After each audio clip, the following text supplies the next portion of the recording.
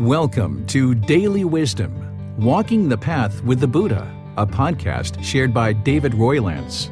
This podcast is dedicated to guiding you to completely eliminate the discontent mind and the suffering it causes by attaining enlightenment.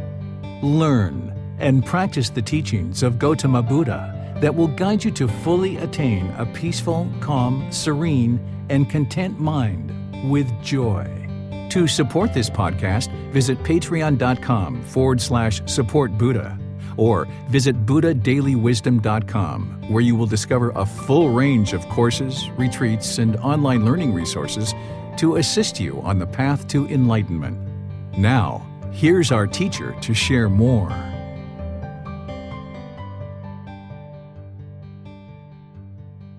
Sawadee Kap. Hello and welcome to Daily Wisdom, Walking the Path with the Buddha. Today is our Pali Canon and English study group where we study the words of the Buddha. This is a program that we've been conducting now for a year and a half, and we're at the very last volume of the book series. We're in the very last part of that book. This is the last class for this 1.5 year series of classes that I've been teaching on the Pali Canon in English, where we've been going through and deeply studying the words of the Buddha and talking about the teachings related to what he's actually been sharing. Students have been studying these before class and after class. We come to class and study them. So if this is your first time joining, I'd like to welcome all of you guys. And next Saturday, we're going to be restarting from the very beginning of this program. This program doesn't require you to start at the beginning. You can start at any time. But over this year and a half, it's kind of nice to start from the beginning. So if you'd like to start with us at the beginning, you can go to buddhadailywisdom.com and you'll see that there's a link for online classes. And there you'll see the Words of the Buddha Pali Canon English study group, where you can see all the details of the program and you can sign up. In fact, if you're watching this on YouTube or Facebook or listening on the podcast or something like that, there should be a link available for you there to click on the Pali Canon and English study group and see it for yourself. Because next Saturday, we're going to be starting from the very beginning, which is Volume 2, Chapters 1 through 10.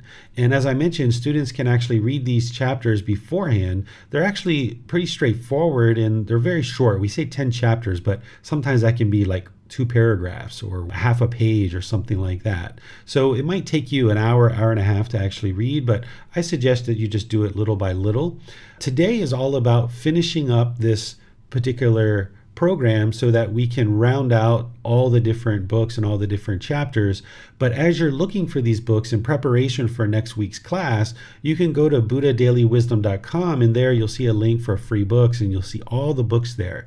And what you'd be interested to do is take a look at Volume 2, Chapters 1 through 10. Those are the ones we're going to be studying next week. And if you haven't studied with me before, you may even be interested to look at the group learning program, which has just recently restarted as well. And you'll find that in the same place, at the same website under online learning. You'll see the link for group learning program. That's a wonderful place to establish your foundation in these teachings and then use this Pali Canon and English study group to kind of supplement it. There's these 2 programs that I teach online, Sunday and Wednesday, and then this program's on Saturday.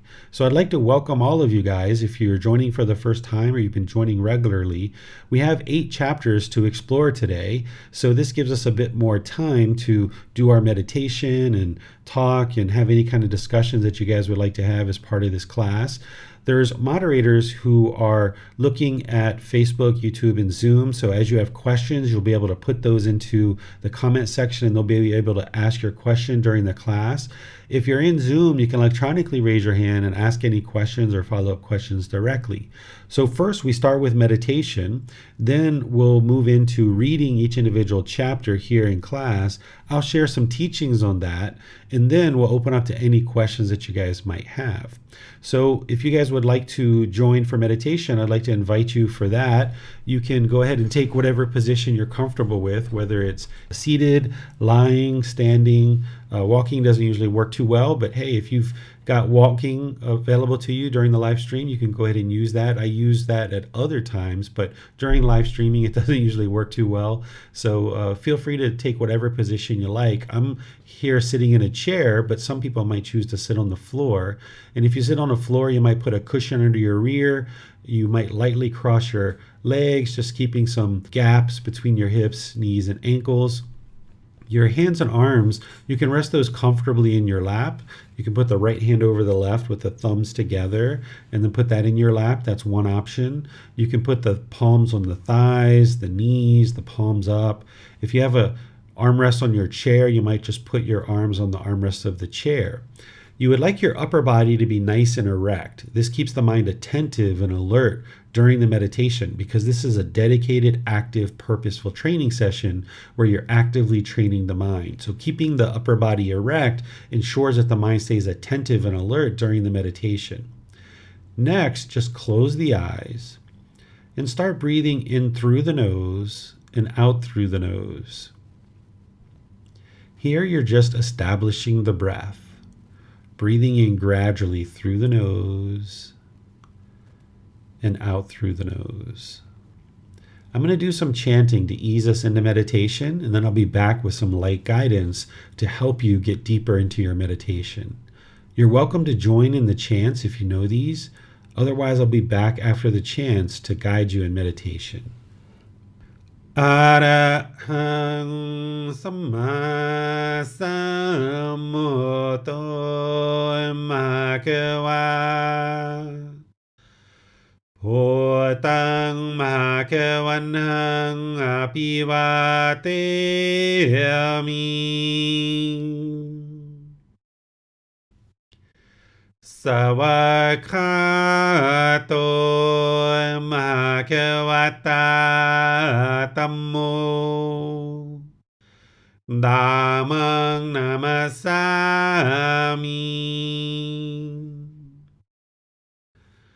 Supatipano Bhagavato Sāvaka Saṅkho Saṅghang Namami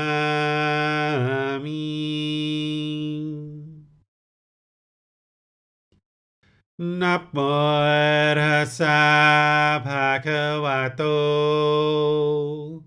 Arahato Samma Sambuddhassa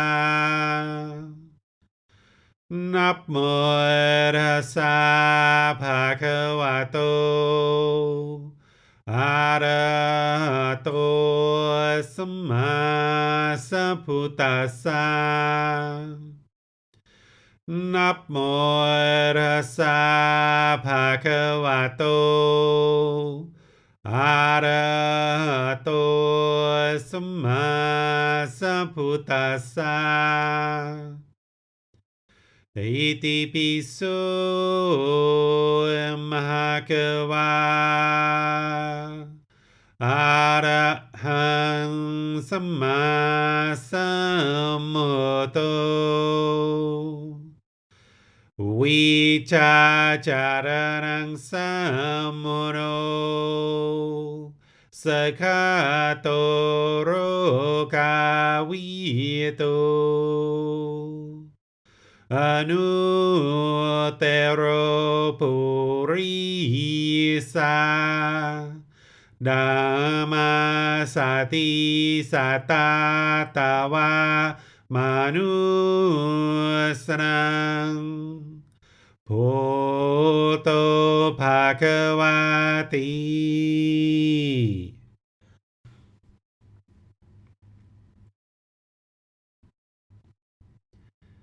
Here you should just be breathing in through the nose and out through the nose, experiencing the full breath.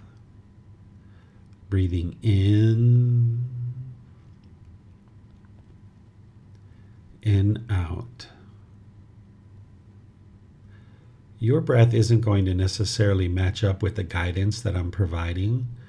So wherever you get to the next inhale, just breathe in gradually through the nose, experiencing the full breath. And then when you get to the exhale, breathe out gradually through the nose, experiencing the full exhale. Once the breath is established, start fixating the mind on the breath, the sound of the breath, or the sensation of air moving into the nose. The breath is the present moment. Fixate the mind on the breath, the present moment. Breathing in and out.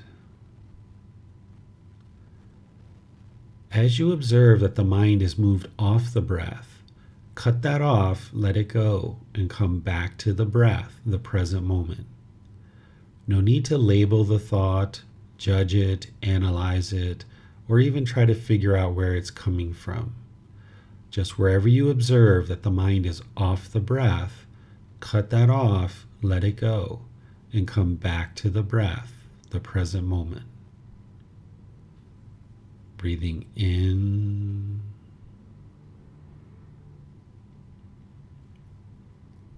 and out.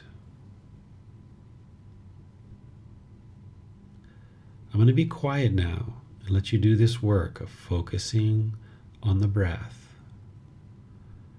You have nowhere to go. There's nothing to do. No one needs you right now. This is your time to focus on the breath. Breathing in and out.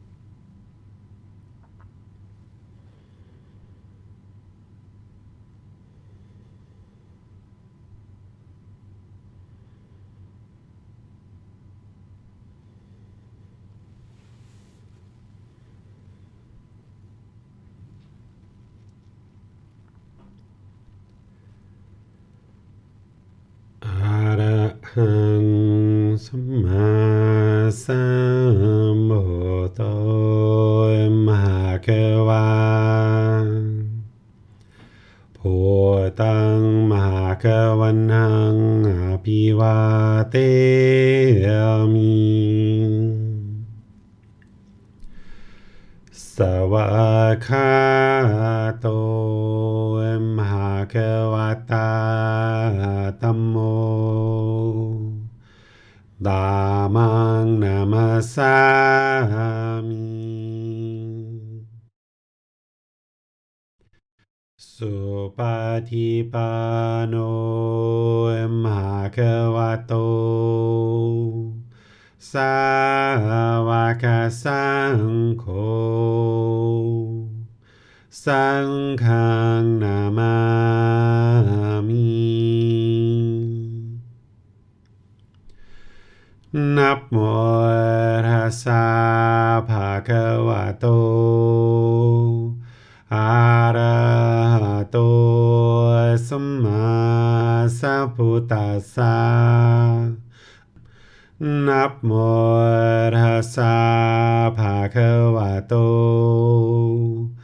อะระหะโตสัมมาสัมพุทธัสสะนะโมตัสสะภะคะวะโตอะระหะโตสัมมาสัมพุทธัสสะอิติปิโสมหาเกวาอะระหังสัมมาสัมพุทโธวิชาจารณังสัมโมโนสคาโตโรกาวิโตอนุเตโรภูริสาดามาสติสัตตาตวามานุสนังพุทโธภะคะวาติ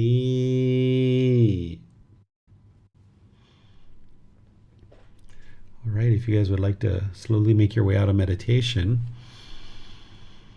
I'll go ahead and switch things over for our class where we can read each of the chapters today, the 81 through chapters 88. So I'll just turn things over to all of you guys, specifically the moderators, and then I'll be back as you guys read to share teachings on each individual chapter. Yes, thank you, sir. Chrissy, could you read chapter 81 for us, please? Sure. Developing and cultivating a mind of loving kindness and practicing the way to the aesthetic. In that case, monk, you should train yourself thus. My mind will be firm and well settled internally. Arisen evil, unwholesome states will not obsess my mind. Thus should you train yourself. When, monk, your mind is firm and well settled internally, and arisen evil, unwholesome states do not obsess your mind, then you should train yourself thus. I will develop and cultivate the liberation of the mind by loving kindness. Make it a vehicle and basis. Carry it out, consolidate it, and properly undertake it. Thus should you train yourself. When, monk, this consideration has been developed and well developed by you in this way, then you should train yourself thus. I will develop and cultivate the liberation of the mind by compassion, the liberation of the mind by sympathetic joy, the liberation of the mind by equanimity. Make it a vehicle and basis, carry it out, consolidate it, and properly undertake it. Thus you should train yourself. He sees himself purified of all these evil, unwholesome states. He sees himself liberated from them. When he sees this, joyfulness is born in him. When he is joyful, joy is born in him. In one who is joyous, the body becomes tranquil. One whose body is tranquil feels pleasure. In one who feels pleasure, the mind becomes concentrated. He resides filling 1/4 with a mind filled with loving kindness. Likewise, the second, likewise the third, likewise the fourth. So above, below, around, and everywhere, and to all as to himself, he resides filling the all-encompassing world with a mind filled with loving kindness, abundant, distinguished, immeasurable, without hostility and without ill will. He resides filling 1/4 with a mind filled with compassion, with a mind filled with sympathetic joy, with a mind filled with equanimity, abundant, distinguished, immeasurable, without hostility and without ill will. Suppose there were a pond with clear, agreeable, cool water, transparent, with smooth banks, delightful. If a man scorched and exhausted by hot weather, weary, parched, and thirsty, came from the east or from the west, or from the north or from the south, or from where you will, having come upon the pond, he would quench his thirst and his hot fever. So too, monks, if anyone from a clan of nobles goes forth from the home life into homelessness, and after encountering the teachings, the discipline proclaimed by the Tathagata, develops loving kindness, compassion, sympathetic joy, and equanimity, and thereby gains internal peace, then because of that internal peace, he practices the way proper to the ascetic, I say. Just as if a mighty trumpeter were with little difficulty to make a proclamation to the 4 quarters, so by this cultivation and development, Vaseta, by this liberation of the mind through loving kindness, through compassion, through sympathetic joy, through equanimity, he leaves nothing untouched, nothing unaffected in the sensuous sphere. Monks, when the liberation of the mind by loving kindness has been pursued, developed, and cultivated, made a vehicle and basis, carried out, consolidated, and properly undertaken, 11 benefits are to be predicted. What 11? 1 sleeps well, 1 awakens with joy, 1 does not have bad dreams, 1 is pleasing to human beings, 1 is pleasing to spirits, heavenly beings protect 1, fire, poisons, and weapons do not injure 1, one's mind quickly becomes concentrated, one's facial complexion is serene, 1 dies unconfused, and if 1 does not penetrate further, 1 fares on to the Brahma world. When monks, the liberation of the mind by loving kindness has been repeatedly pursued, developed, and cultivated, made a vehicle and basis, carried out, consolidated, and properly undertaken, these 11 benefits are to be predicted. Thank you, Chrissy. First, let me help you guys understand why we're seeing this in this particular book. This book is all about generosity, and the Buddha has been talking at different times to help you understand individuals who to practice giving and sharing with, how to do that and all other different types of things. And one group of people that you might choose to practice generosity towards, which produces merit, is ascetics or ordained practitioners, teachers who have given up worldly life and choosing to dedicate their time to sharing the teachings of the Buddha. And in those different chapters, he's explained what to kind of look for in somebody's practice, that you're supporting virtuous practitioners because you're interested in your offerings going towards somebody who's deeply doing the work, and then they're sharing those teachings with others. This is the mutual support that the Buddha built in to the way that his teachings are shared in the world, that household practitioners are out in the world working, doing different jobs, earning money, and they're encountering various struggles and various challenges in their life. So they're coming to teachers and ascetics, ordained practitioners to get help. And as they're getting help, the teachers and ordained practitioners are sharing teachings with the household practitioners to help improve their life. And this mutual exchange is that there's different offerings that are offered from students to these teachers and ordained practitioners, and then the teachers and ordained practitioners are sharing teachings to help the individual to grow their life as a household practitioner.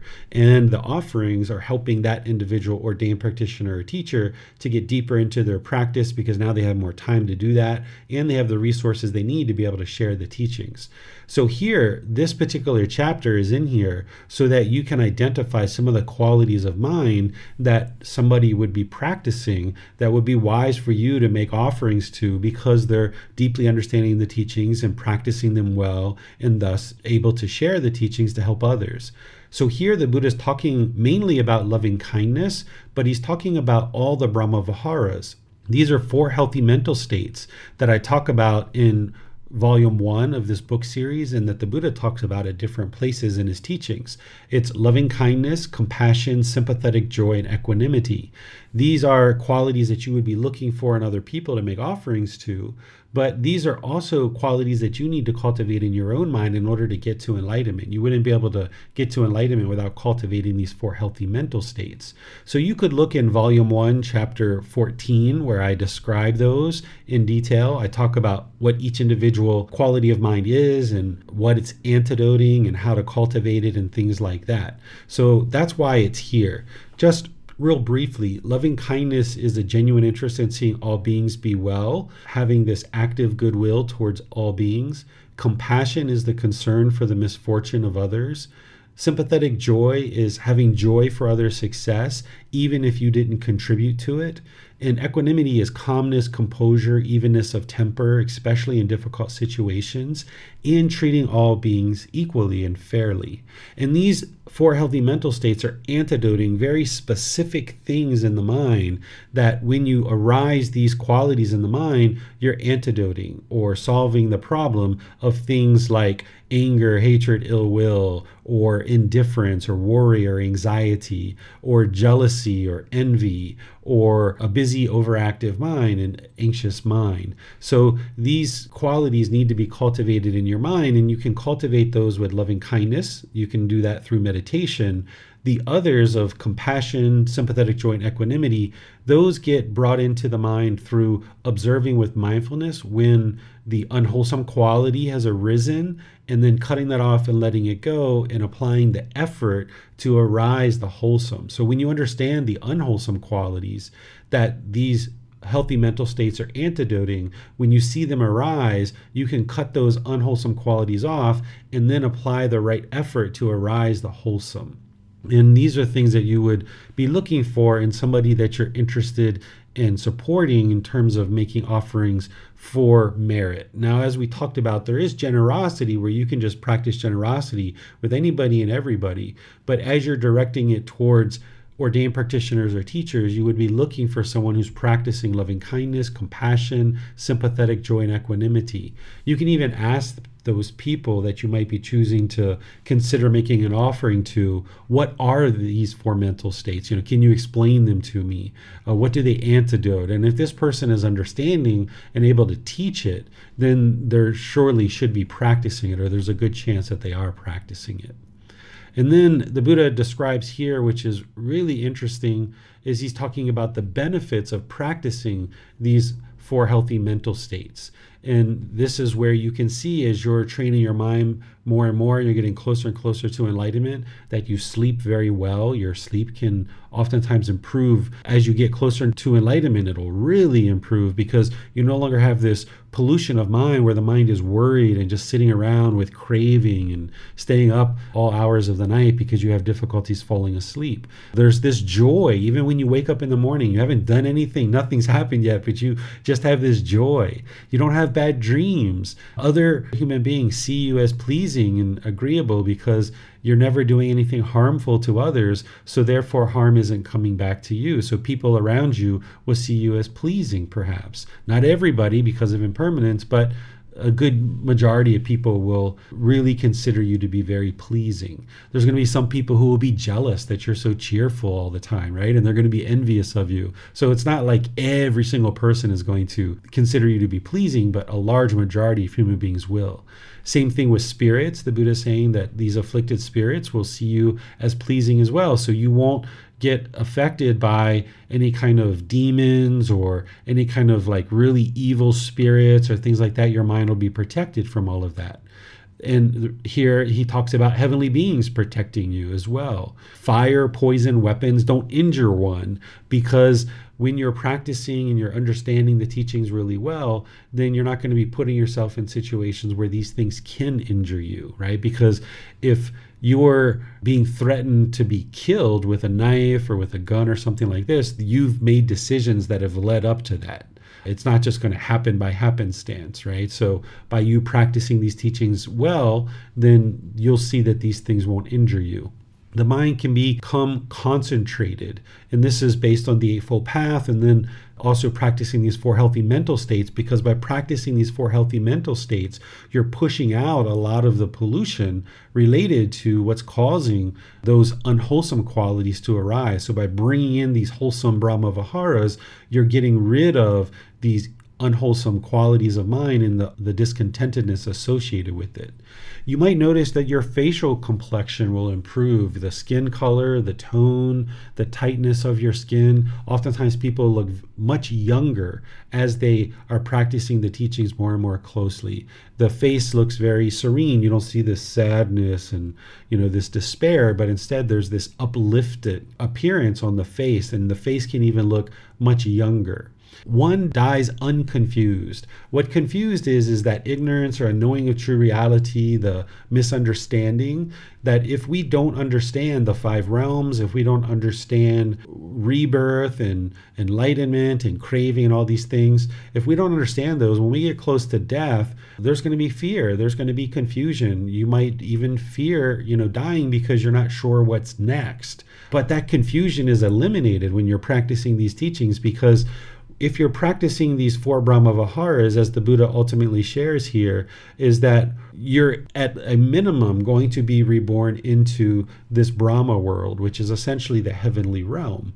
Brahma is a representation of God. That's how they referred to God during the lifetime of the Buddha, much like a Muslim would refer to them as Allah. In English, we refer to God as God. Here, during the lifetime of the Buddha, they refer to God as Brahma. So the Buddha is essentially saying you'll be unconfused at death, because if you're practicing these 4 Brahma Viharas very closely, you'll already know that at a minimum you're going to be reborn in the heavenly realm, which isn't the goal of this path to enlightenment. But if there's going to be rebirth, you would prefer to be reborn in the human realm and or the heavenly realm, not going back down to the lower realms. What questions do you guys have on this chapter? It does not appear that there are any questions at this time, sir. Okay. So we will move on to chapter 82. Yes, sir. Can we go to Tonka to read chapter 82, please? Thank you, Miranda. Aspirations are not obtained by means of prayer. Householder, there are these 5 things that are wished for, desired, agreeable, and rarely gained in the world. What 5? Long life, householder, is wished for, desired, agreeable, and rarely gained in the world. 2. Beauty, householder, is wished for, desired, agreeable, and rarely gained in the world. 3. Peacefulness, householder, is wished for, desired, agreeable, and rarely gained in the world. 4. Fame, householder, is wished for, desired, agreeable, and rarely gained in the world. 5. The heavens are wished for, desired, agreeable, and rarely gained in the world. These are the 5 things that are wished for, desired, agreeable, and rarely gained in the world. These 5 things, householder, that are wished for, desired, agreeable, and rarely gained in the world, I say, are not obtained by means of prayer or aspirations. If these 5 things that are wished for, desired, agreeable, and rarely gained in the world could be obtained by means of prayers or aspirations, who here would lack in anything? 1. Householder, the noble disciple who aspires long life, ought not to pray for long life or excite in it or passively yearn for it. A noble disciple who aspires long life should practice the way conducive to long life. For when he practices the way conducive to long life, it leads to obtaining long life, and he gains long life, either heavenly or human. 2. Householder, the noble disciple who aspires beauty, ought not to pray for beauty or excite in it, or passively yearn for it. A noble disciple who aspires beauty should practice the way conducive to beauty. For when he practices the way conducive to beauty, it leads to obtaining beauty, and he gains beauty, either heavenly or human. 3. Householder, the noble disciple who aspires peacefulness ought not to pray for peacefulness or excite in it, or passively yearn for it. A noble disciple who aspires peacefulness should practice the way conducive to peacefulness. For when he practices the way conducive to peacefulness, it leads to obtaining peacefulness, and he gains peacefulness, either heavenly or human. 4. The householder, the noble disciple who aspires fame, ought not to pray for fame or excite in it, or passively yearn for it. A noble disciple who aspires fame should practice the way conducive to fame. For when he practices the way conducive to fame, it leads to obtaining fame, and he gains fame, either heavenly or human. 5. Householder, the noble disciple who aspires the heavens ought not to pray for the heavens, or excite in them, or passively yearn for them. A noble disciple who aspires the heavens should practice the way conducive to heaven. For when he practices the way conducive to heaven, it leads to obtaining the heavens, and he gains the heavens. For one desiring long life, beauty, fame, acclaim, heaven, high families, and lofty delights, following in succession, he wise praise motivation in doing deeds of merit. Being motivated, the wise person secures both kind of good. Do good in this life and the good of the future life. By attaining the good, the steadfast one is called one of wisdom. All right. Thank you, Tonka. Here, the Buddha is discussing prayer. And during the lifetime of the Buddha, there were people who prayed, just like today. And during the lifetime of the Buddha, that was a lot of what was going on. The common people were going to Brahmin priests, which are Hindu priests, and they would pay a fee and have the Brahmin pray on their behalf. And they would oftentimes wish for these things that the Buddha is talking about, like a long life or beauty, peacefulness, fame, or being reborn into the heavenly world. And what the Buddha is saying is essentially, hey, prayer isn't going to produce those things for you. The thing that's going to produce those things for you is if you learn and practice the teachings, and if you practice the way and making wise decisions, then that's what leads to a long life. Because if in these other aspects that one might aspire for, because if you're out there killing a lot of beings, then beings are going to be interested in killing you. Your life's going to be quite short. So if you understand the first precept, for example, and you're not killing and destroying life, you're living compassionately for the welfare of all living beings, then you'll have a long life. But you need to practice that. If you just went and prayed for long life or had somebody pray on your behalf, and then you went out and you were killing and you didn't have the wisdom of these teachings, you're not going to have a long life. It doesn't matter what you pray for. Same thing with beauty, peacefulness, fame, the heavens, and so forth. Sometimes when unfortunate circumstances happen around the world, when I think about like school shootings or mass shootings and things like this, a lot of times people are saying that they're going to pray. Well, prayer isn't what's going to lead to peacefulness in our communities. Instead, what it is learning and practicing the teachings by eliminating craving, anger, and ignorance in the mind. And then people are learning these teachings throughout the world. That's what's going to eliminate the anger and hatred and ill will, this craving to want to kill, this unknowing of true reality, and this ignorance of what that does when we do kill and we have these mass shootings. So praying isn't going to produce peacefulness in our communities, but instead by bringing these teachings to allow people to learn them and have them supported in our various communities, and then people learning to train their mind and making wise decisions, understanding how unwise it is to kill, for example, and rape and do other things that are very harmful in our population, then more and more when we practice the way conducive of peacefulness, that's when we'll actually experience peacefulness. But as long as we're unknowing of true reality and we keep praying for these things, they're not going to occur, because praying for these things isn't what actually promotes these things and creates these things.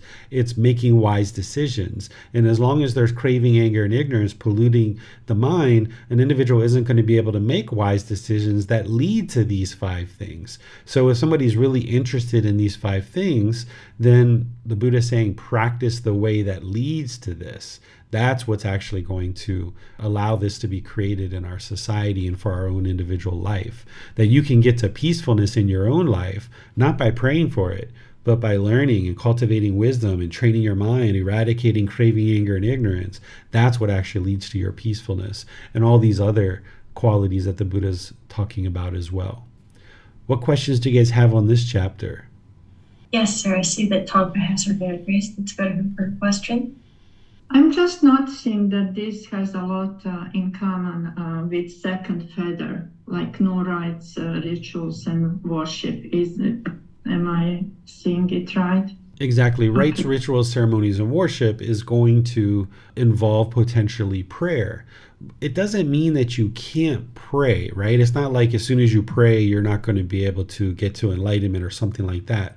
Instead, if you look at Volume 1, Chapter 18, I talk in there about prayer, and I talk about a wise way to pray in order to ensure that you're not craving and yearning and longing and treating prayer like a genie in a bottle, that you're praying to some being or some entity and that you're asking for this intervention and you're treating it like a genie in a bottle. Because what prayer is ultimately doing for people when they pray, if they pray, it's setting your mind towards certain positive outcomes. It's not God that's going to intervene on our behalf, or it's not some other entity that's going to intervene on our behalf and create these things for us.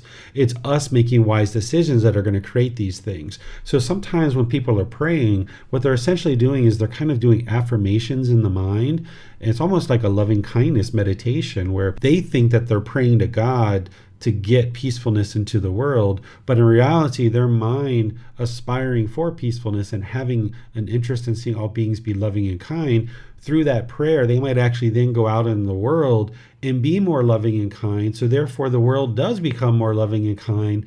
In their mind, they're thinking that God is doing all of this, when in reality, they're not. They're actually creating that themselves through their own decisions to be more loving and kind. And they just happen to be praying, not realizing that it's not God that's doing this for them, that it's their own decisions, their own training of their mind, their own politeness, kindness, friendliness, and respect in the world. Now they're seeing more of that in the world around them. So someone can actually pray and still get to enlightenment and not be doing rites, rituals, ceremonies, and worship. What that wrong observances and behaviors is that's in that third fetter is it's the mind needs to understand that rites, rituals, ceremonies, and worship isn't going to lead to enlightenment, because the number one problem is that ignorance, that unknowing of true reality is the number one problem that's keeping the mind trapped in the unenlightened state. And it's wisdom that's cultivated in the mind that transforms that. It's not the rites, rituals, ceremonies, and worship that will transform it. And prayer doesn't transform it either. So as long as you're understanding that, and that your mind's not deluded thinking you can do these auspicious or superstitious things to bring some kind of beneficial result, then you've eliminated wrong observances. And if somebody still chooses to pray, and they understand that it's not a time to crave and yearn and long and treat God like a genie in a bottle, then they might still choose to pray and just kind of maintain a relationship and a conversation with this being, if somebody has understanding of this being of God. But as soon as the mind thinks that God is going to intervene on your behalf and create all this goodness in your life, this is wrong view. This is also the mind being deluded and having ignorance or unknowing of true reality. And therefore, with that understanding, then an individual isn't necessarily taking responsibility for their own actions. And now they might go out and do harmful things in the world and then just pray to God to make things better. But then they keep doing harmful things in the world. Their life keeps getting more and more difficult, and they don't understand why. And they give up on this being God, and they think he's not doing his work. But in reality, this is just the mind's delusion or unknowing of true reality, that they've been taught to pray to God like a genie in the bottle. And they're perceiving it as God's not doing what God's supposed to do. But in reality, they've just been taught false reality. They've been taught something that is not true. What true reality is this natural law of Gama, of cause and effect, or action and result. And when someone cultivates the wisdom around this, then they'll go out into the world and make better decisions about how they interact in the world, and then they'll experience better results. Thank you. You're welcome. Thank you, sir. I see she has her hand raised. Let's go to her for a question. Thank you, Miranda. Teacher David, if I heard correctly, there is similarity between the loving kindness meditation and prayer. Did I hear that correctly? If somebody puts it together that way, right? Like you could be in prayer, having a conversation with whomever you're praying to, and most people I think pray to God, but there's someone might pray to. But as you're in prayer, you could be saying things like, God, thank you for your love. I love you. I love all beings. Thank you so much for everything that is here on earth. You could be saying things and affirmations in the mind that's essentially promoting in your mind loving kindness. You're not asking God to intervene for you or to create any change for you, because you realize that you need to do that work yourself. But you can bring in this kind of thing where you're cultivating loving kindness and compassion, and you look at that as your time in prayer as a way for you to do that, essentially rewiring the mind. I definitely teach loving kindness meditation because that's the way to eliminate anger, hatred, ill will, and that's the way that I would recommend for anybody who's interested in eliminating that to do that. But if somebody's also interested in prayer and they understand that just asking God for things and craving things and treating him like a genie in a bottle isn't the way that any of this works, they can actually transform their prayer into more of kind of affirmation style, where you're kind of affirming to God that you're aspiring to be a better person, and you thank him for his support and his guidance and anything that he chooses to share with you, because God can do those things. Of course, there's some people who have no interest in a relationship with God, have no understanding whether that being exists or not exists, and that's fine. You can still get to enlightenment without that. But for those of you guys that are interested in maintaining a relationship with God, you'll need to get to the point where you're not craving in your prayer, you're not asking for wishes to be fulfilled and things like this. And this is a suggestion of how you can transform your prayer into more kind of an affirmation style, more of a conversation where you're kind of affirming what it is that you're looking to accomplish in the world. And this could kind of set your mind up to go out into the world and do wonderful things. Thank you, sir. So can I ask further questions? Of course, you can ask anything you like. Okay, so the mind has struggled with sometimes when I'm doing loving kindness meditation, in the mind, it feels like prayer. And sometimes I think of it like prayer because that's what I'm used to. And I feel like I justify that as that's okay, that's right view. But what I understand is like when Allie broke her arm, praying then, like praying, oh gosh, make this better, asking for prayers. Like I understand that as wrong view. That was wrong view. Prayer wasn't going to make her arm better. Prayer wasn't going to fix her arm.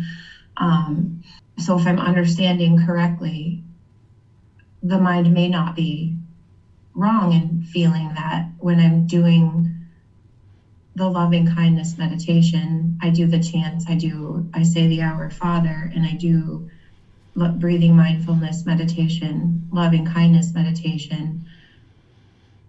It may not be wrong in feeling like that's a prayer, although not asking for these beings to be well, safe, peaceful, but just cultivating that with God. Is that wrong view? I don't think of what someone might choose to do as right or wrong, even though we use those words like right view, right intention, right speech, and so forth. I think about it, what is wise? What is the way to transform the mind? And if you're in loving kindness meditation, cultivating loving kindness, realizing that you're doing the work to now cultivate this genuine interest in seeing all beings be well through this meditation. And now as you do that in meditation, you would like that to permeate in the mind and then go out in the world and now practice through your intention, speech, and actions to be loving and kind, which includes being polite, kind, friendly, and respectful to people. Then that's what you would like to do in loving kindness meditation, where you're cultivating and doing the work to transform the mind away from this anger, hatred, and ill will, and arising this loving kindness. And if it helps you to think that God is with you while you're doing that, that's fine. There's no harm in that. It's not right or it's not wrong. It's what you're choosing to do. But I don't think of it in the traditional sense of how we're typically taught prayer, where typically the way we're taught prayer is to ask for things. Whatever your wishes are, they'll be granted. And when you're doing loving kindness meditation, you're not doing that. And I think you know that. You're not asking for anybody to make whoever you put in your rings, we'll just say mom, because I used to do meditation a lot on loving kindness from my mom. I wasn't asking anybody to come make mom peaceful and safe and well and free of discontentedness. Instead, I understood that I was cultivating in my mind that I would like to see mom be peaceful, safe, well, and free of discontentedness. And now by me having those wholesome intentions, now my speech and my actions improved when I was around her. Now I could sort out the relationship and make it very conducive to us having a harmonious relationship. So if you're doing loving kindness meditation in that way, where you're not asking for intervention, you realize that it's fully cultivation of your mind and you're the one doing the work, then that's what loving kindness meditation would be. And if you choose to now use your prayer in the same way to cultivate your mind and just kind of affirm to God what it is that you're working on and what it is that you are now choosing to address, this can be really motivational in your prayer. This can also be very confirming and affirming, and it can help you go out into the world with a better mindset of what it is that you're looking to accomplish in any given day. Okay, thank you, sir. That's helpful. Yeah, you're welcome. Yes, thank you. I see Max has his hand raised. Let's go to him for his question, please. Thank you, Miranda. Thank you, Teacher David. I have family members that use God or whatever as like the genie in the bottle, and that's exclusively what they believe, that they don't have to do any work and they just have to pray everything away and everything will work out in the end or whatever. But there's really nothing that I can do to help them unless they decide to, they have to want the help. It's, I can't have craving, desire, attachment to help them. They basically need to find the help themselves, or basically like I guess the second part of the question would be, would my practice, them seeing my practice would maybe not influence them, but help them to understand maybe the changes in my life, may understand that their lack of change maybe or whatnot would help them. Yeah, so, definitely if you're craving or desiring or attached to family being a certain way, you would like to get rid of that. So you understand that as long as you're craving, desiring, attached for them to be a certain way, your mind's going to be discontent. So you need to let that go. And then in terms of them getting help, yes, they need to be interested in getting help and decide that that's what they would like to do. And your practice will definitely help them to see that. And it's not going to be a 2-month thing or a 3-month thing, but over the course of years, as they see this transformation in you, they might then choose to become more of a person who's actually practicing these sort of teachings. But at the same time, with all that said, that doesn't mean that you can't do anything. You can do things. You would just like to do it without craving, desire, attachment. So one of the suggestions I usually give is like gifting people this book, like purchasing it, wrapping it up, giving it away as a present. It's a wonderful way to just kind of be like, here are some teachings. Not that you're expecting them to read it or you're wanting them to read it or you're nagging them to read it, but hey, here's a gift. That's one thing you can do. As you see that they're struggling, you can say, would you like my advice of how to resolve that? Or are you interested in my opinion of how you might be able to address that situation? You don't need to use the word Buddhism, right? You don't need to use the B word. You can just talk about these teachings without ever mentioning the Buddha's name. So you can still help people when they're open to it, and you ask if they're interested and they say yes, then you can help them. But you can also do things like gifting a book, or if you know somebody struggling with a relationship, you might send them a video about true love or the chapter about true love or something like that. So there's things like that you can do. If they reject it or they push it away, then you probably would be wise to no longer do that anymore. Like you're not interested in bombarding them with links and books and things like that, because that would be your own craving.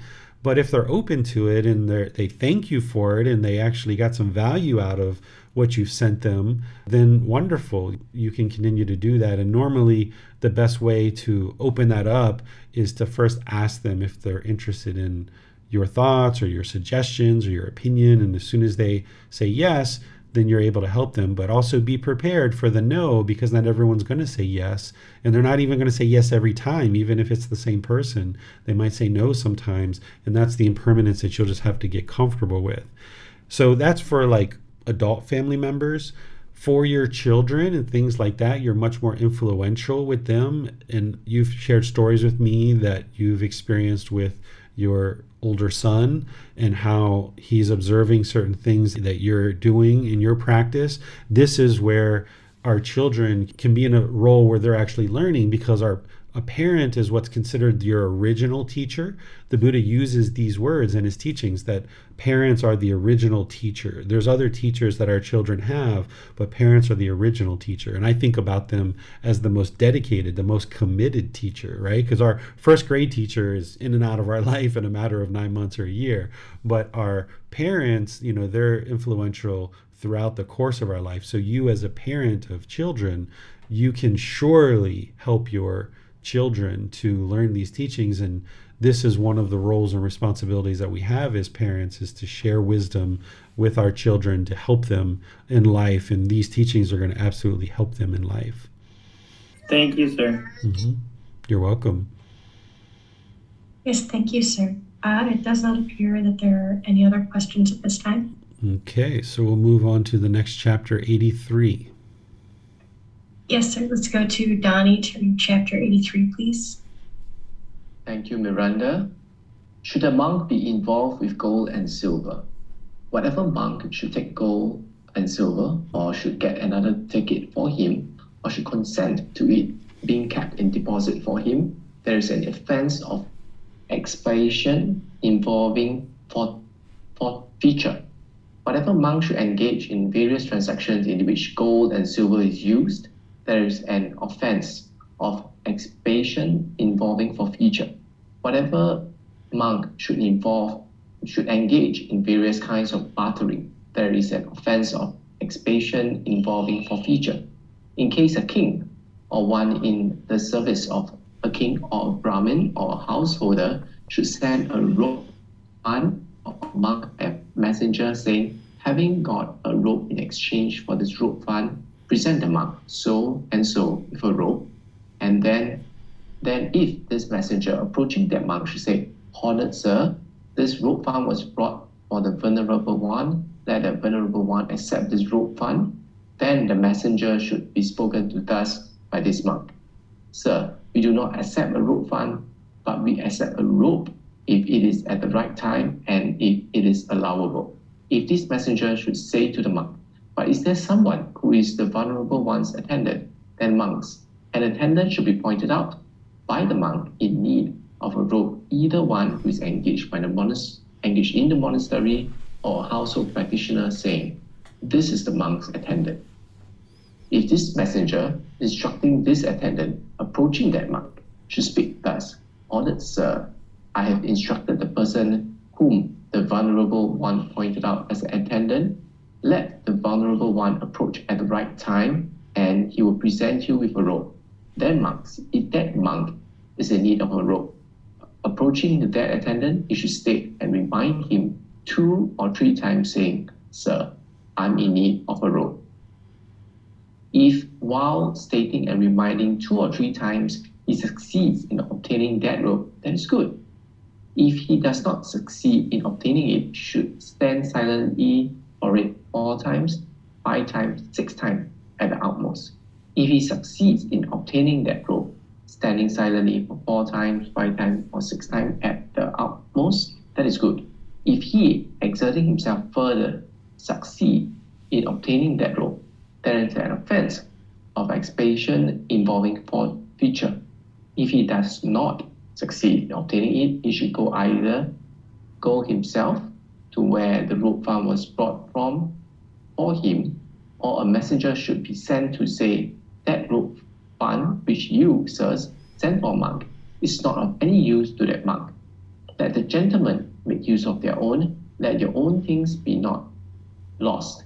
This is the proper course in this case. Okay, you guys would like to stop? Discourse. Okay, go ahead.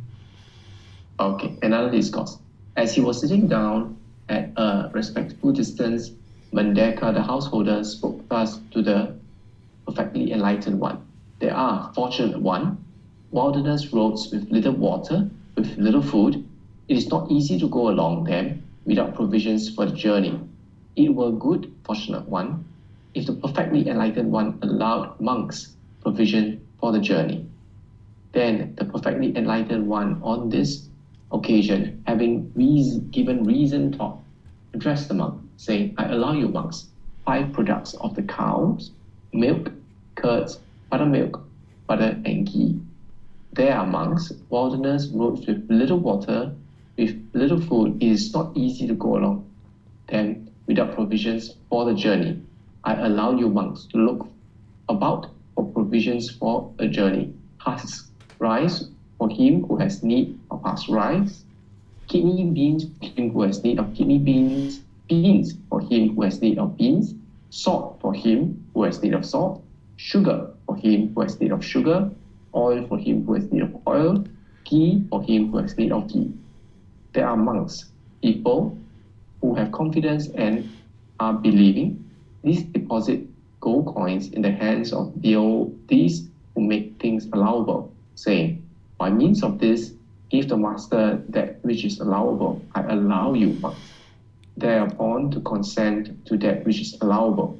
But these monks, I do not say that by any method may gold and silver be consented to, may be looked about for.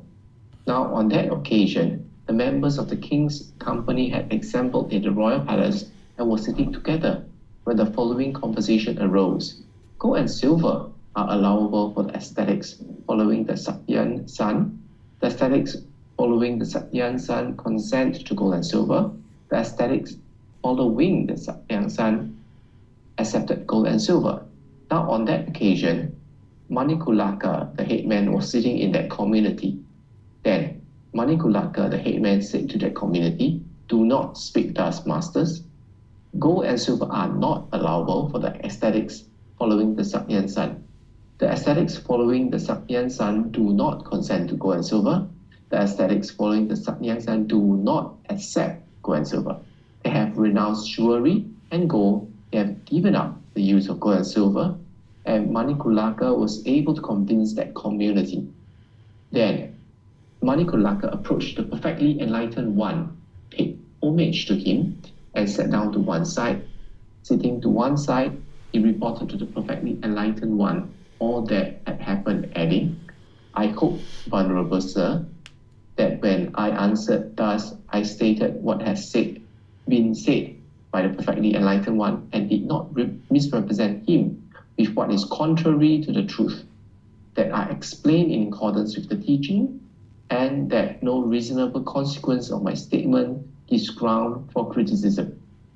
For sure, Edmund, when you answered thus, you stated what has been stated by me and did not misrepresent me with what is contrary to the truth. You explained in accordance with the teachings, and no reasonable consequence of your statement gives ground for criticism.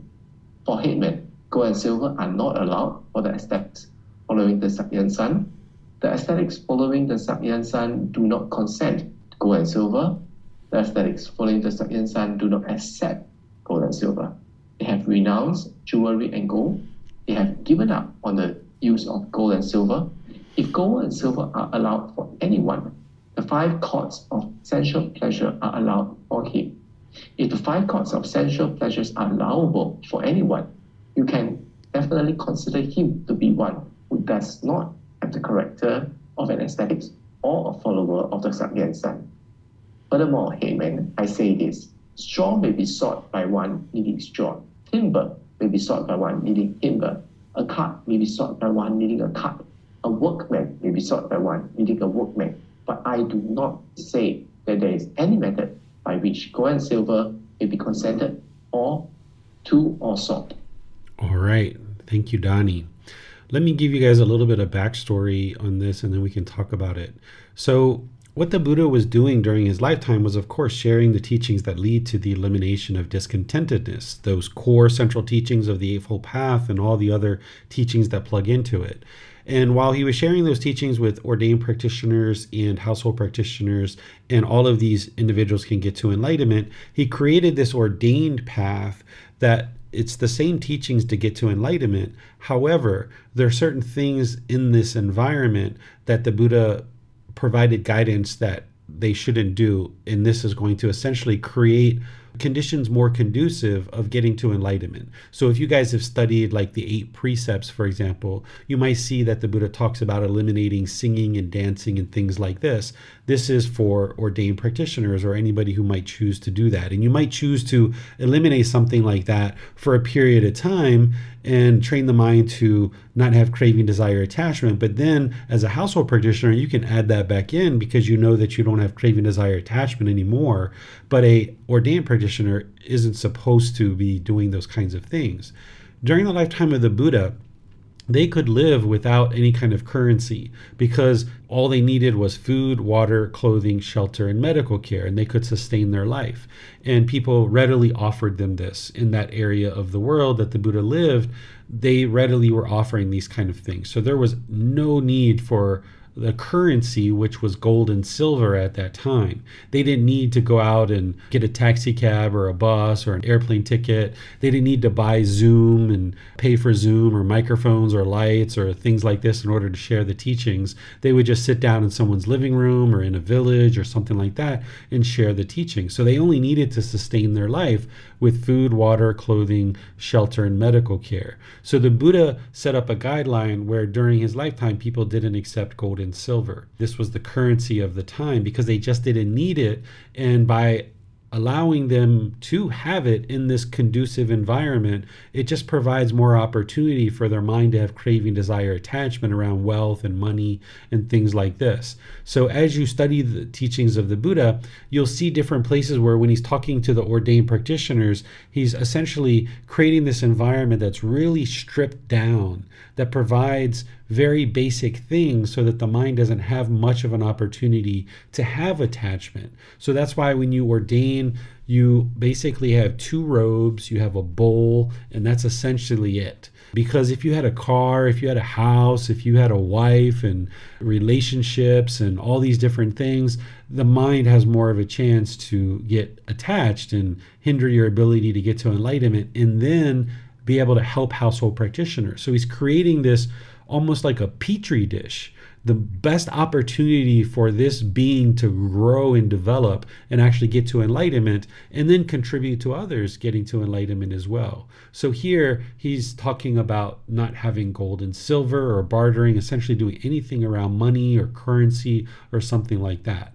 Nowadays in the ordained community, they do accept money, and teachers like me, we need to accept some amount of financial contributions, otherwise we wouldn't be able to live. There would need to be a student with me at every single moment to purchase every single thing that I need if I didn't accept some kind of currency, for example. And that is just really unpractical the way that we live our life today. But during the lifetime of the Buddha, they could just walk down the street. People would give them food, would give them water. They would offer them shelter to come stay at their house and share some teachings. They would have medical care and clothing, all of these things taken care of. They didn't need the gold and silver. But nowadays, there isn't going to be somebody standing by my side every moment I go and need something to eat or buy a taxi cab to go here or there or a plane ticket or to purchase one thing or another. So today we do accept currency because it's something needed, but we still need to, as teachers, to ensure we don't have craving, desire, attachment. We don't have expectations for these financial contributions, because if you do, then the mind is still attached. It's not going to be able to get to liberation. And then for household practitioners, it's the same thing. Of course, you guys are going to need to use the currency. You're going to need to have money to be able to purchase things. But what you would need to do is ensure that your mind isn't having craving, desire, attachment. That if your bank account has a really high balance, you're so happy. And if it drops down, you're sad. This is the mind being attached to money. Or if you get a promotion, you get so happy and so excited because you got more money. Because then when you get laid off work, you're going to be sad or otherwise discontent. So household practitioners can still get to enlightenment with having currency. Ordained practitioners and teachers can still get to enlightenment while having currency. But what you would need to eliminate is the craving, desire, attachment to acquiring excessive wealth. If you have an aspiration to improve your income because you know you would like to have a better living residence for you and your family, you would maybe like to have some better food, some better education for your children, things like this, there's no harm in having those aspirations. But it's when you're longing and yearning for these things, you're chasing after it, that's what's going to cause discontentedness in the mind. What questions do you guys have on this chapter? It does not appear that there are any questions at this time, sir. Okay, so we'll go to the next one, which is chapter 84. Yes, thank you, sir. Let's go to Max to read chapter 84, please. Thank you, Miranda.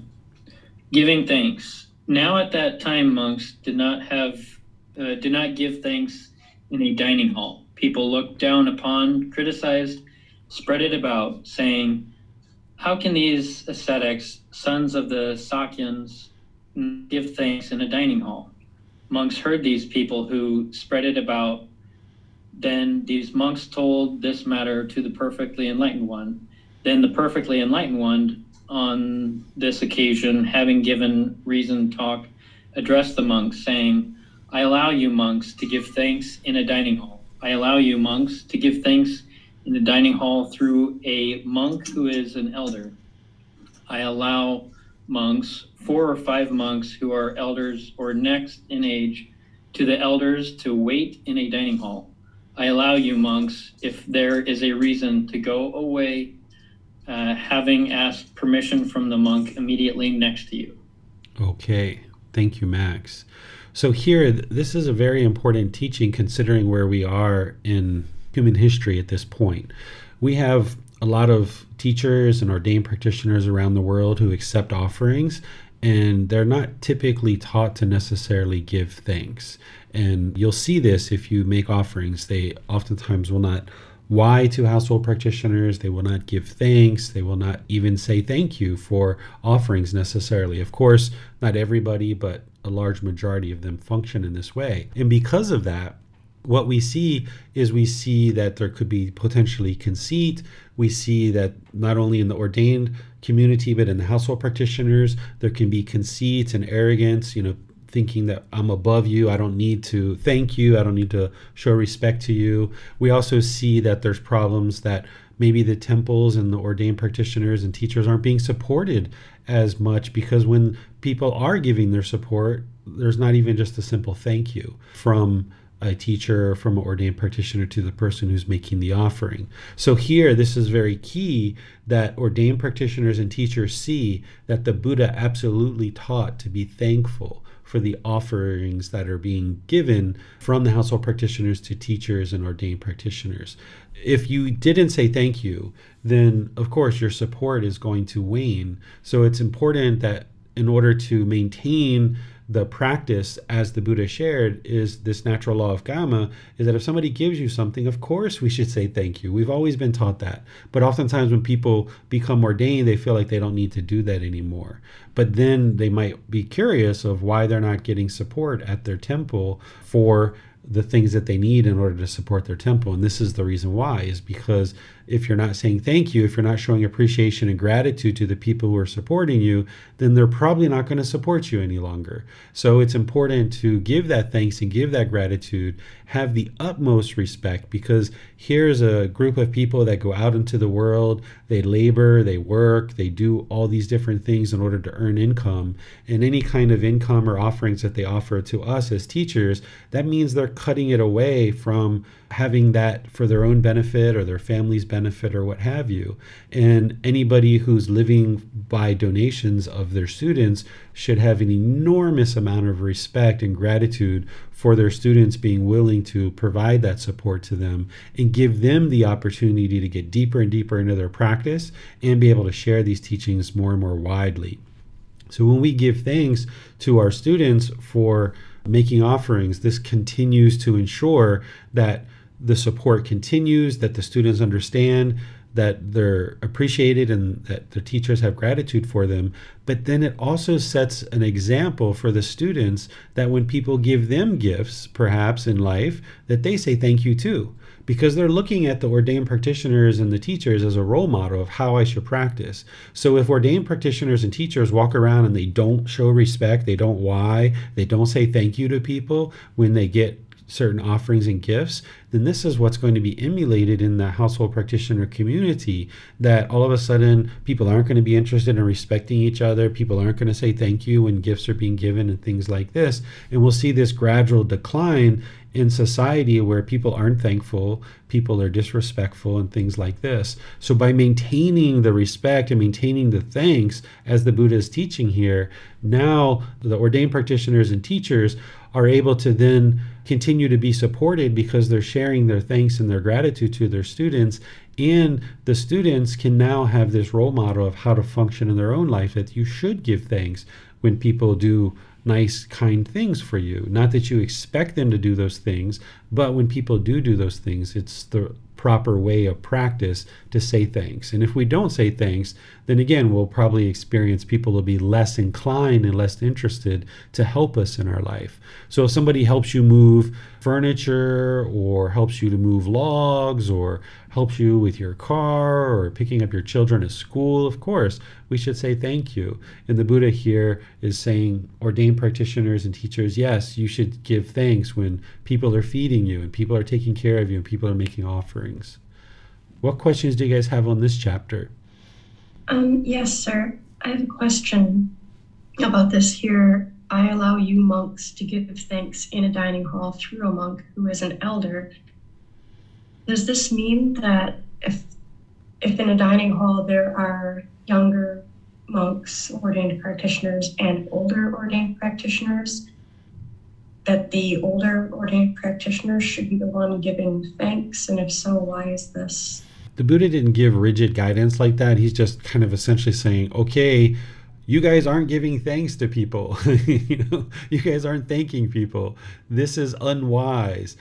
Just so that you know that it's okay, let me just open up the floodgates and say, okay, I allow you to give thanks to everybody, right? Because, remember, the Buddha was very respected by his students because they could see that the transformation that was occurring in their mind based on learning and practicing the teachings. Some of these people came and joined the Buddha as early as 6 years old, 7 years old. He was essentially like their father, and they're listening to every word that he's sharing and trying to emulate his practice as close as they could. So he just needed to kind of open the door and say, okay, all of these options are available. Whereas if he would have just said the first one, then maybe people wouldn't have felt like they could do these others. So he's just opening everything so people don't feel reserved and need to hold back their thanks in any situation for any reason.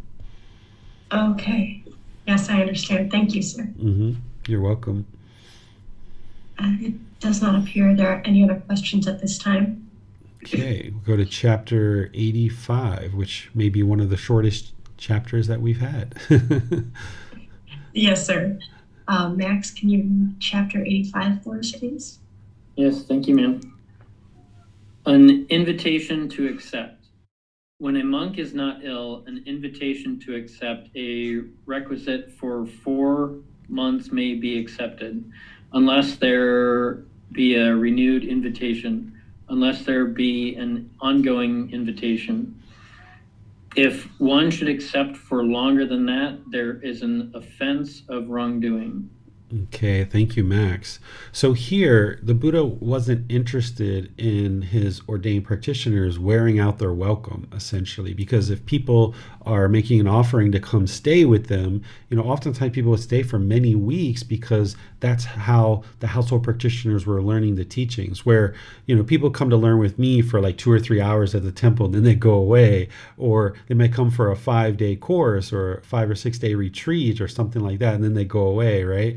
Where during the lifetime of the Buddha, these household practitioners had a lot of work to do in order to maintain the household. So having a teacher there with you and being able to absorb teachings throughout your weeks and months as all these things were happening, and then the teachers could kind of observe what was going on in your household and provide you guidance as they saw things that were challenging. This could be very beneficial, but the Buddha wasn't interested in people wearing out their welcome. So he said, okay, I allow you to essentially accept an invitation to go stay with somebody in their home for not more than 4 months, unless there's a renewed invitation or unless there's a sickness, because then the person couldn't actually travel and things like that. So he's essentially helping them to ensure that they're not wearing out their welcome with people that are inviting them to stay in their home and stuff like that. Any questions on this chapter? It does not appear there are any questions, sir. Okay, so now we go to chapter 86. Yes, sir. I'll read chapter 86. Responsibilities of a teacher. Monks, when a cattle worker possesses 11 factors, he is capable of keeping and caring for a herd of cattle. What 11? Here, a cattle worker has wisdom of form. He is skilled in characteristics. He removes flies' eggs. He dresses wounds. He smokes out the sheds. He knows the watering place. He knows what it is to have drunk. He knows the road. He is skilled in pastures. He does not milk dry, and he shows extra veneration to those bulls who are fathers and leaders of the herd. When a cattle worker possesses these 11 factors, he is capable of keeping and caring for a herd of cattle. So too monks, when a monk possesses these 11 qualities, he is capable of growth, increase, and maturity in the teachings and discipline. What 11? Here, a monk has wisdom of form. He is skilled in characteristics. He removes flies' eggs. He dresses wounds. He smokes out the sheds. He knows the watering place. He knows what it is to have drunk. He knows the road. He is skilled in pastures. He does not milk dry. and he shows extra veneration to those elder monks of long standing who have long gone forth, the fathers and leaders of the community. And how is a monk skilled in characteristics? Here, a monk understands as it really is thus. An unwise person is characterized by his actions. A wise person is characterized by his actions. It is in this way that a monk is skilled in characteristics. And how does a monk smoke out the sheds? Here, a monk teaches the teachings to others in detail as he has heard it and learned it. It is in this way that a monk smokes out the sheds. And how does a monk know the watering place? Here, from time to time, a monk approaches those monks who are learned, heirs to the heritage, experts on the teachings, experts on the discipline, experts on the outlines, and inquiries of them. And inquires of them. How is this, venerable sir? What is the meaning of this? Those venerable ones then disclose to him what has not been disclosed, clear up what is obscure, and dispel his perplexity about numerous perplexing points. It is in this way that a monk knows the watering place. And how does a monk know what it is to have drunk? Here, when the teachings and discipline proclaimed by the Tathagata are being taught, a monk gains inspiration in the meaning, gains inspiration in the teachings, gains joy connected with the teachings. It is in this way that a monk knows what it is to have drunk. And how does a monk know the road? Here, a monk understands the Noble Eightfold Path as it really is. It is in this way that a monk knows the road. And how is a monk skilled in pastures? Here, a monk understands the four foundations of mindfulness as they really are. It is in this way that a monk is skilled in pastures. And how does a monk not milk dry? Here, when dedicated household practitioners invite a monk to take robes, alms food, lodging, and medicines and provisions for the sick, a monk is moderate in accepting donations. It is in this way that a monk does not milk dry. And how does a monk show extra veneration to those elder monks of long standing who have long gone forth, the fathers and leaders of the community? Here, a monk maintains bodily, verbal, and mental acts of loving kindness, both openly and privately, toward those elder monks of long standing who have long gone forth, the fathers and leaders of the community. It is in this way that a monk shows extra veneration to those elder monks of long standing who have long gone forth, the fathers and leaders of the community. Possessing these 11 qualities, a monk is capable of growth, progress, and fulfillment in these teachings and discipline. Here, only 8 of the 11 factors are shared, as these 8 apply to generosity and gratitude. See the included reference for the entire teaching. All right. Thank you, Miranda. So I could go through this teaching in a lot of detail because there's a lot that the Buddha is talking about here, but I think you guys might actually get the gist of what this is because it's very clear, very straightforward, like pretty much every teaching that the Buddha shares. So I think what I'll do is just open up to any questions that you guys might have if there are any on this particular chapter. It does not appear that there are any questions at this time, sir. Okay. So we'll move on to the next chapter, and I've explained these in a lot of detail, as you guys can see. Chapter 87. Yes, thank you, sir. Let's go to Chrissy to read chapter 87, please. Thank you, Miranda. Reasons why a business surpasses forecast or fails. Venerable sir, why is it that for one person here, the business he undertakes ends in failure? 2, why is it that for another, the same kind of business does not fulfill his forecast? 3, why is it that for still another, the same kind of business fulfills his forecast? 4, and why is it that for still another, the same kind of business surpasses his forecast? 1, here, Sariputta. Someone approaches an ascetic or a Brahmin and invites him to ask for what he needs, but does not give him what was requested.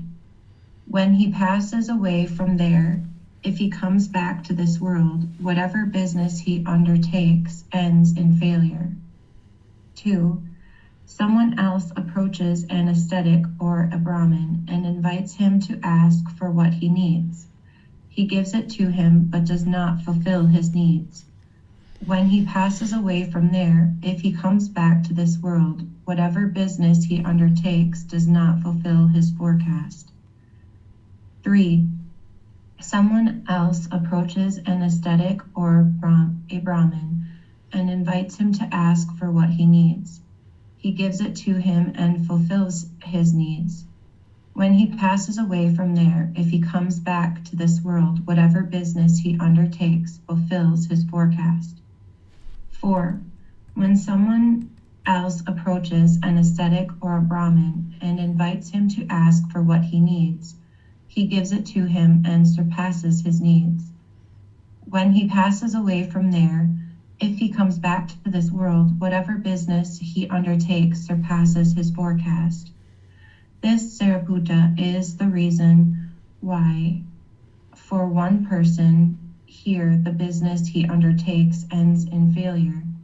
For another, the same kind of business does not fulfill his forecast. For still another, the same kind of business fulfills his forecast. And for still another, the same kind of business surpasses his forecast. All right. Thank you, Chrissy. What this is detailing is that if somebody went to an ascetic, an ordained practitioner, a teacher, and says, hey, what can I offer you? What do you need? Because the way that we are practicing is we don't tell our students, like, give me this, give me that. I expect you to give me this. We just await what is given. This is the second precept. And part of that precept is that we just await what is given rather than putting demands on people of what to give us. But in certain situations, a student might come to their teacher and say, hey, what is it that you need that I can potentially offer to you that would be helpful for what you've got going on?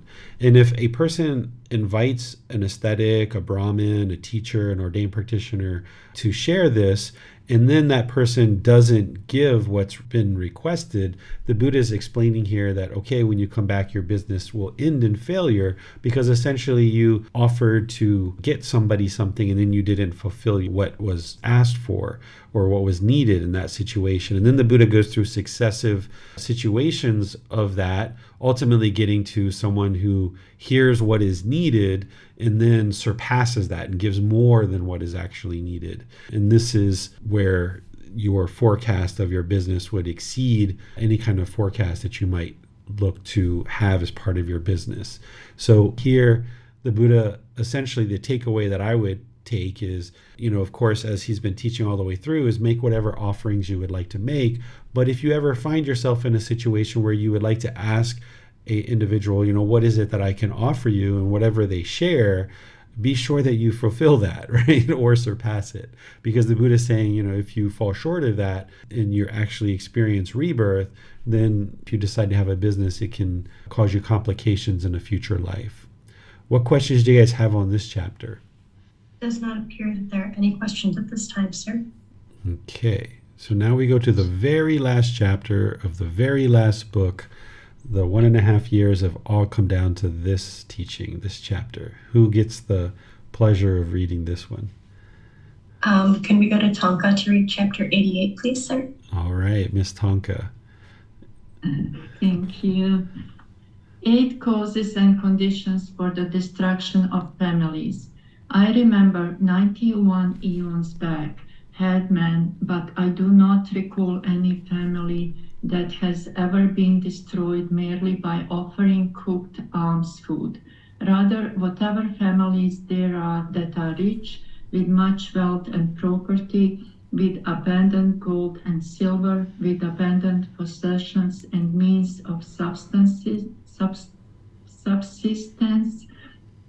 with abundant wealth and grain, they have all become so from giving, from truthfulness, and from mental discipline. There are, headman, 8 causes and conditions for the destruction of families.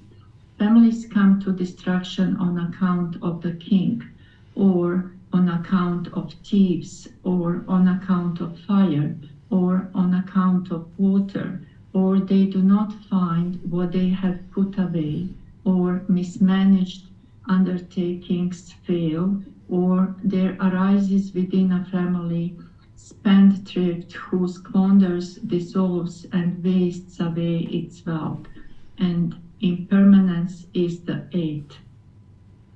These are the 8 causes and conditions for the destruction of families. But while these 8 causes and conditions for the destruction of families exist, if anyone speaks thus of me, the perfectly enlightened one is practicing for the elimination of families, for the misfortune of families, for the destruction of families. If he does not abandon that assertion and that state of mind, and if he does not let go of that view, then according to his own consequences, he will be as it were dropped off in hell. All right. Yeah, that's a pretty strong teaching there. I see Chrissy like, whoa, I haven't heard the Buddha talk like that before. That was my take on it when I read it too. So here, during the lifetime of the Buddha, as more and more people were getting to enlightenment and started understanding what this is, massive amounts of people were coming out of the households and joining him to become ordained in order to get to enlightenment, because that's the best thing that could ever happen for an individual, to choose to get to enlightenment. And there were certain rumors and slander and gossip that the Buddha's teachings were essentially destroying households. And here the Buddha had to share a teaching of what's really leading to the destruction of your household, because he knew it wasn't him, because what he was sharing was helpful to people and helping them get to enlightenment. And in fact, he instituted a guideline that you can't actually get enlightened unless you have the support of your parents, if you have a life partner, or your children, or people like this. And this is actually still in place here in Thailand. If you become ordained or choose to become ordained, your parents, your life partner, your children, if any of those people exist in your life, are the first people to cut the hairs off of your head in order to show their support that you agree. Because this person leaving the household, that's one less worker, that's one less income earner, one less person to be able to sustain the household. So as more and more people were leaving the houses, he was being accused of damaging families and destroying families. So here he's giving a teaching of exactly what leads to the destruction of families. And the first one is on account of the king, because the king had a lot of power during that time where, he could come in and just take away things, take away your land, take away your house. Nowadays, we might think of this as the government, right? The government could easily come in some jurisdictions and, do those kind of things. The next one is thieves, right? If people came and robbed and destroyed a household due to thievery, this could destroy a family. Or fire or water, these things can destroy a family as well. They do not find what they have put away. This is like if you have savings, right? And you've, during the lifetime of the Buddha, there wasn't banks where you could put it in a vault and it was government insured. Instead, it was like you tuck it under your mattress, or you bury it in a hole out in your yard, or what have you, your currency. And what the Buddha is saying here is if you can't find what you've put away, then this could damage and destroy a family.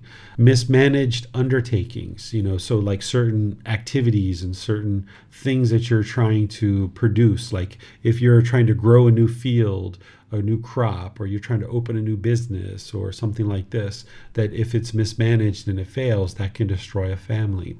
If there's a spendthrift, somebody who is in the family and who squanders the wealth, or maybe gambles it away, wastes the wealth, maybe they have extramarital affairs or something like this, or they're spending it on indulging in sensual desires like clothing or shoes, they're not allocating the money across the family to ensure that everyone's taken care of, this can destroy a family.